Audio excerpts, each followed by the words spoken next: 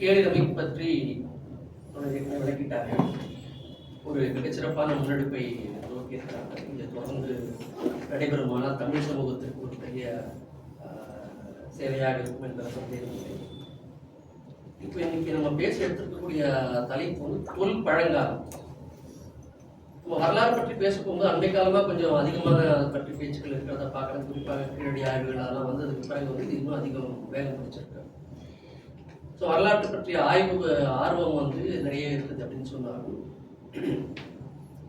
நம்மளுடைய வரலாறு பற்றிய தேடல்கள் அதிகபட்சமாக போனால் கீழடி அல்லது ஆதிச்சநல்லூர் என்பதாக வந்து அதிகமாக முடிக்கப்படுது. இதில் ஒரு விஷயம் என்னன்னு சொன்னால், நம்ம மனித குலத்தினுடைய வரலாற்றை பார்த்தோம் அப்படின்னு சொன்னால் பல லட்சம் ஆண்டு கால வரலாறு. ஆனால் இப்போ அதிகபட்சமாக இப்போ பேசக்கூடிய கீழடி வந்து ஒரு கிமு 800 அப்படின்னு சொல்லலாம், ஆதிச்சநல்லூர் கிமு 1500 அப்படின்னு சொல்லலாம். இப்படிலாம் பார்த்தா கூட அல்லது வந்து சிந்து வெளின்னு சொன்னால் வந்து கிமு 7000 8000 வரைக்கும் கூட சொல்லலாம். நாங்கள் எப்படி பார்த்தாலும் கூட இன்றையிலிருந்து ஒரு 10,000 ஆண்டு காலத்துக்கு உட்பட்ட ஒரு வரலாறை மட்டும்தான் வந்து நம்ம அதிகம் கவனம் செலுத்தணும். ஆனால் இந்த பழங்காலம், தொல் பழங்காலம் அப்படின்றத பார்த்தோம்னு சொன்னால் இன்றையிலிருந்து சுமார் 30 லட்சம் அல்லது 20 லட்சம் ஆண்டுகள் தொடங்கி இன்றைக்கு சுமார் 4000 அல்லது 5000 ஆண்டுகளுக்கு முன்பட்ட காலம் வரையிலான மிக நீண்டது ஒரு காலம். நாம கவனம் செலுத்தக்கூடிய, கவனம் குவிக்கக்கூடிய இந்த காலம் வந்து மிக மிக சிறிய காலகட்டம். அந்த காலகட்டம் தான் மிக அதிகமான வளர்ச்சிகள் வந்திருக்கு. அதெல்லாம் வந்து யாருமே மறுக்கிறதுக்கு இல்லை. ஆனால் மனிதகுல வரலாற்றில் பார்த்தோம்னு சொன்னா இது ஒரு மிக குறைந்த ஒரு விழுக்காடு உள்ள ஒரு காலகட்டம் மட்டும்தான். அப்போ இந்த தொல் பழங்காலம் பார்த்தீங்கன்னு சொன்னா இந்த மனிதர்கள் இந்த வரலாற்றில் கிட்டத்தட்ட 90% காலகட்டத்தை இது ஆக்கிரமித்துக் கொள்கிறது. இன்றைக்கு வந்து ஒரு 4000 5000 ஆண்டுகளுக்கு முன்னால் அப்படின்னு சொல்ல போகும்போது இந்த காலத்துல கிமு 4000 சொல்றாங்க, அல்லது 6000 வரைக்கும் கூட சொல்லுவாங்க. அப்படின்னு சொல்ல போகும்போது பல லட்சம் ஆண்டுகள் கொண்ட ஒரு மிக நீண்ட ஒரு வரலாற்று காலத்தை பற்றி நாம் பேசிக் கொண்டுள்ளோம். அதில் அதிகமாக கவனம் குவிக்கவில்லை என்பதனால அதை பற்றி நமக்கு அதிகமாக தெரிந்திருப்பதில்லை. ஆக அந்த வகையில் வந்து இது ரொம்ப சிறப்பு மிக்கதாக இருக்கும். இப்ப இந்த காலங்களை பற்றி குறிப்பிடும் போது தொல் பழங்காலம் அப்படின்ற காலம், அந்த கால வரையிலேயே வந்து பூங்குன்றரையே அதெல்லாம் ரொம்ப விரிவாக விளக்குவாரு.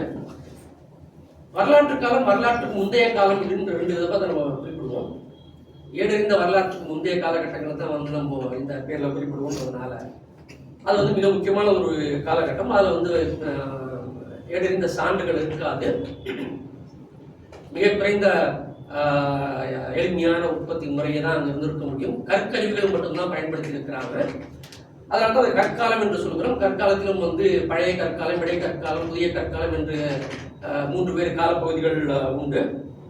இந்த காலம் எதை அடிப்படையில் நம்ம சொல்றோம்னு சொன்னா உற்பத்தி கருவிகளை கொண்டு. இப்போ கற்காலத்துக்கு அடுத்ததாக வந்து செம்பு காலம்னு சொல்லுவோம், அல்லது வந்து வெண்கல காலம்னு சொல்றோம், அடுத்தது இரும்பு யுகம் அப்படின்னு சொல்லுவோம்.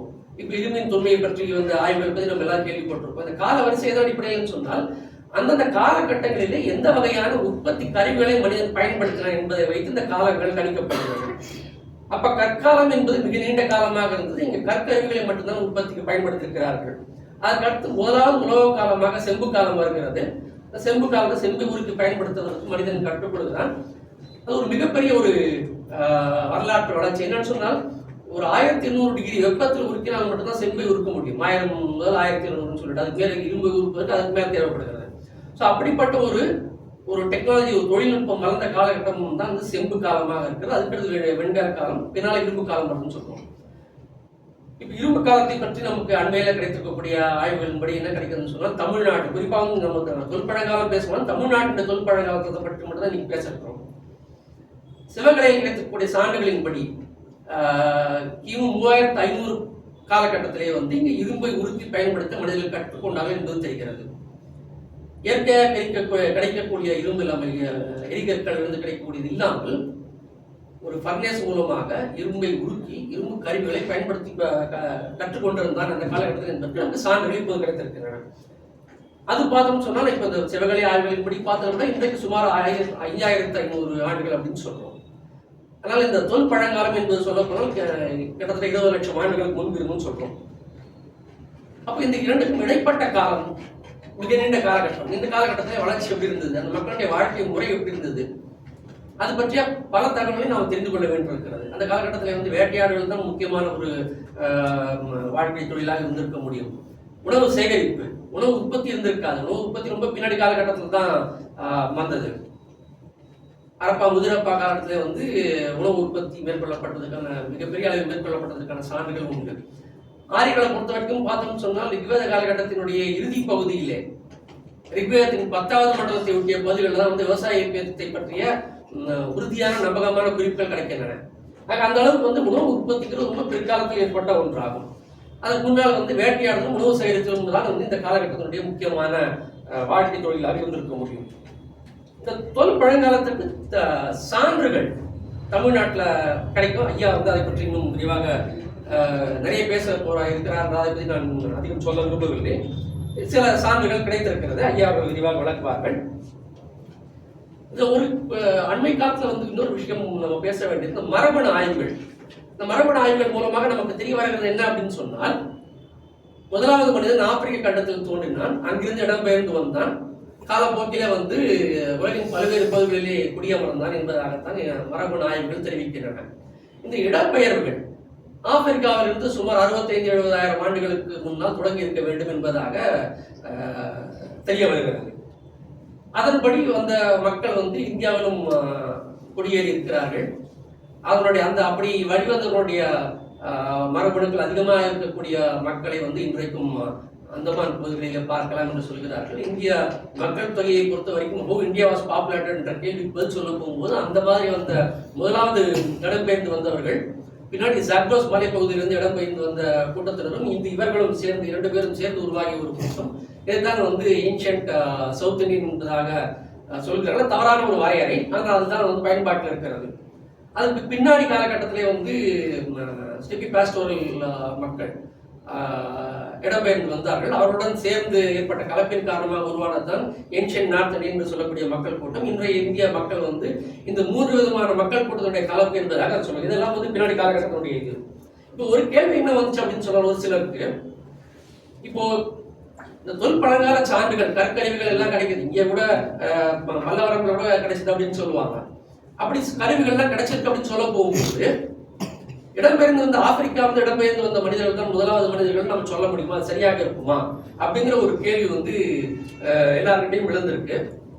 பூக்குன்றன் ஐயா அவர்களும் அது பேசும்போது அதை பற்றி குறிப்பிடுவார்கள் என்று நினைக்கிறேன். என்னன்னு சொன்னால், இப்ப நாம எல்லாரும் வந்து மனித குலம் என்று சொன்னாலும் இந்த ஹோமோசேப்பியன்ஸ் என்று சொல்லக்கூடிய வரையறையில் இருக்கிறோம். இதற்கு முன்னாடி ஹோமினாட்ஸ் அதாவது தொல் மாதர்கள் என்று சொல்லக்கூடிய மக்கள் பிரிவுகள் இருந்திருக்கிறார்கள். அதில் பல்வேறு பிரிவுகள் இருந்திருக்கிறார்கள். அதில் சில நிறைய வந்து அழிந்து பட்டிருக்கிறது. நியாண்டர்தாலர் நம்ம படிச்சிருக்கோம். அந்த மாதிரியான மக்கள் கூட்டங்கள் அழிந்து பட்டிருக்கிறது. இந்த பின்னாடி காலகட்டத்தில் வந்து இந்த ஹோமோசேப்பியன்ஸ் ஆகிய நாம் தான் இந்த வளர்ச்சியை எட்டியிருக்கிறோம். ஆக இது போன்ற காரணங்கள்னால வந்து இன்றைய மனிதர்களை விட்டு செல்லப்பட்டிருக்கக்கூடிய அந்த மரபணு சான்றுகள் அந்த ஆய்வுகள் மூலமாக இன்றைக்கு நமக்கு தெரிய வருகிறது. அதன் மூலமாக வந்து இந்த தொன்மாந்தருடைய காலம் என்ன என்று சொன்னாலும் அதனுடைய கூறுகள் இன்றைக்கு நம்மிடம் இருக்கிறதா இல்லையா என்பதை வந்து நாம் பார்த்து அறிய முடியும். உதாரணமாக பல இடங்களில் மேற்கொள்ளப்பட்ட சான்றுகளிலே வந்து நியாண்டர்தால் மனிதனுடைய மரபணு கூறுகள் 1.5% வரை இன்றைய நவீன மனிதனிடம் இருக்கிறது அப்படின்றதாக சொல்றாங்க. இதுல வந்து ஃப்ரெடரிக் எங்கெல்ஸ் போன்ற மார்க்சியவாதிகள் இதை பற்றி கொஞ்சம் விரிவாகவே ஆய்வு செய்திருக்கிறார்கள். Origin of family, private property அந்த ஸ்டேட் என்று சொல்லக்கூடிய அந்த நூலிலே வந்து இந்த காலகட்டங்களை பற்றியெல்லாம் அவர் குறிப்பிட்டிருப்பார். உற்பத்தி கருவிகள் எப்படி இருந்தது, எப்படியான உற்பத்தி முறை இருந்தது, சமூக முறை எப்படி இருந்தது, தாய்வழி சமூகம் இருந்தது, பின்னால் அது அழிந்தது, அது தவிர வந்து மரபணு குழுக்களாக வாழ்ந்தார்கள், அரசு இருக்கவில்லை, இது போன்ற நிறைய குறிப்புகள் வந்து அது போன்ற ஆய்வுகளின் மூலமாக நமக்கு தெரிய வருகிறது. ஆக இது ஒரு ஃபேசினேட்டிங் பீரியட் என்று சொல்லலாம். மிக மிக ஆர்வமூட்டக்கூடிய ஒரு வரலாற்று காலம். நம்ம எல்லாருக்குமே வந்து கீழடியோ அதுக்கு முந்தைய காலகட்டத்தையோ சிந்துவெளியோ இல்லை வந்து ஆரியர்களை பற்றியோ நிறைய தெரிந்திருக்கலாம். தொல் மாந்தர்களை பற்றியும் தொல் பழங்காலம் பற்றியும் நமக்கு தெரிந்திருப்பது மிக மிக குறைவு. அந்த வகையிலே இதை மிக தெளிவாக மிக சிறப்பாக எடுத்துரைக்க விளக்கக்கூடிய சான்றோர் என்று சொன்னால் பூங்குன்றன் ஐயாவை தவிர வேறு யாரும் இருக்க முடியாது. அவர் இதை பற்றி விளக்குவதை கேட்பதற்கு உங்களைப் போலவே நானும் ஆர்வத்துடன் காத்துக் கொண்டிருக்கிறேன் என்று கூறி என்னுடைய தலைமை உரையை முடித்துக் கொள்கிறேன். நன்றி, வணக்கங்கள்.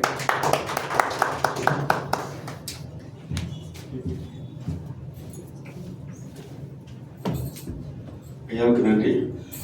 அண்ணன் ராஜேந்திரன் அவர்களை தலைமையுரையாற்றியவருக்கு சிறப்பளிக்கிறது.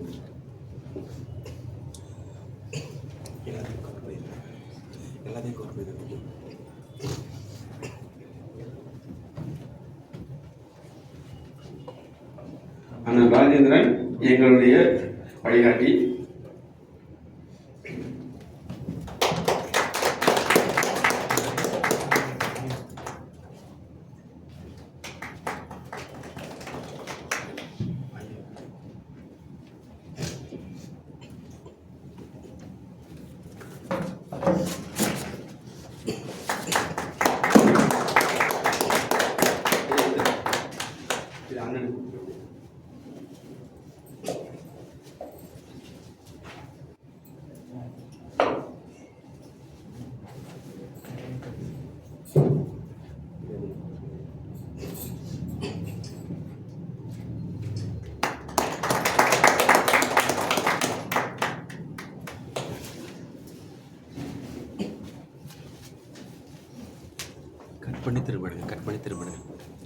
கட் பண்ணி திரும்பிடுங்க.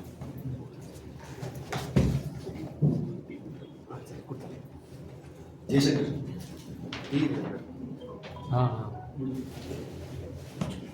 வழக்கமான கூட்டம் மாதிரி இல்லாம நீங்க அதை எதிர்பார்த்து வந்திருக்கீங்கன்னு கொஞ்சம் தெரிஞ்சுக்கலாமா? உங்களுக்கு யாராவது சொல்ல விரும்புறீங்களா?